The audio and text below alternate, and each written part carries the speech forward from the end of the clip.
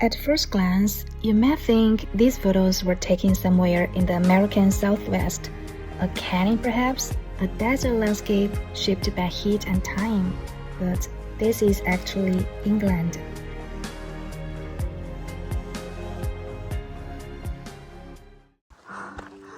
Here we are. We are finally here.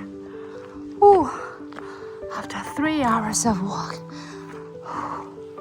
Hidden in the North York moors is a place called the Wainstones, a wild collection of enormous sandstone rocks scattered across the hillside like the ruins of something ancient.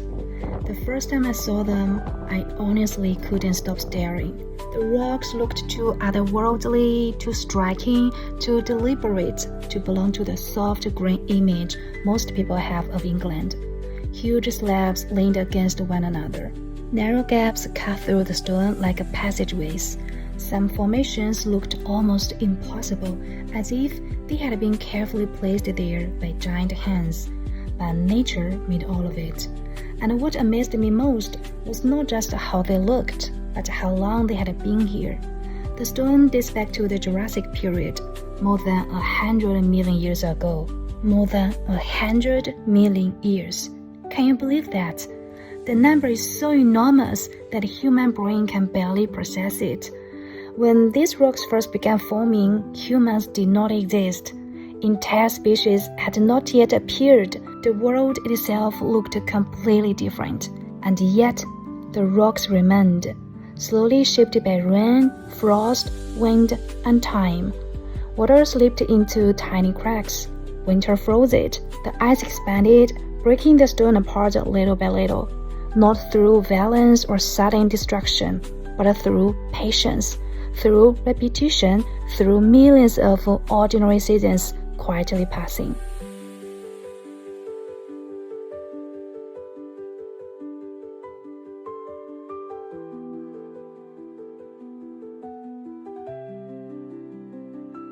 Standing among these towering sculptural rocks, I suddenly had a strange thought. If this landscape has survived oceans, climate shifts, storms, and unimaginable stretches of time, then maybe many of the things we worry about are not as permanent as they feel.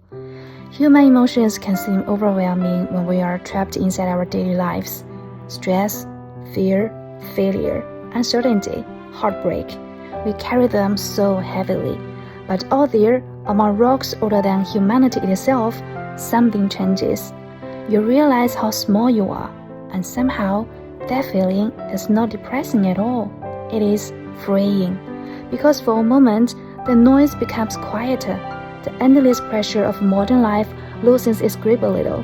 You remember that the world is much bigger than your inbox, your deadlines, your anxieties, or the bad week you are having.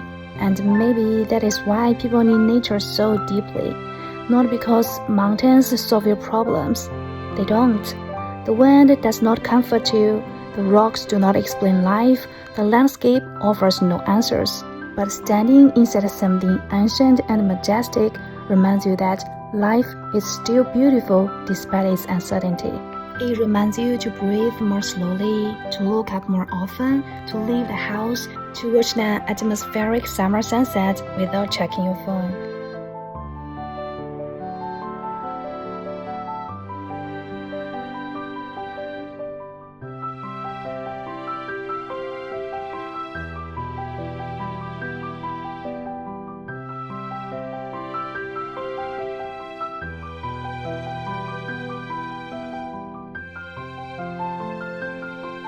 That evening, during the long golden light of British summertime, the entire hillside turned amber.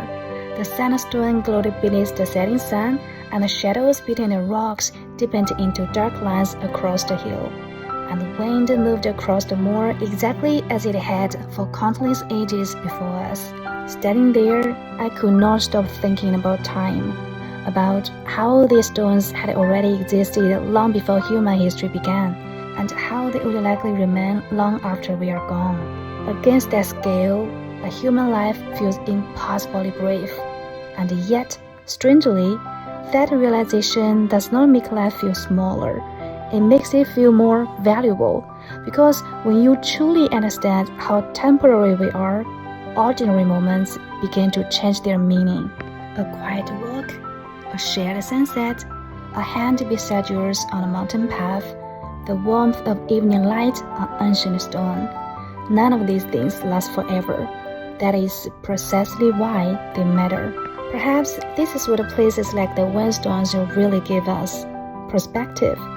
A reminder that we are small, yes, but still deeply connected to this vast, living world that existed long before us and will continue long after us.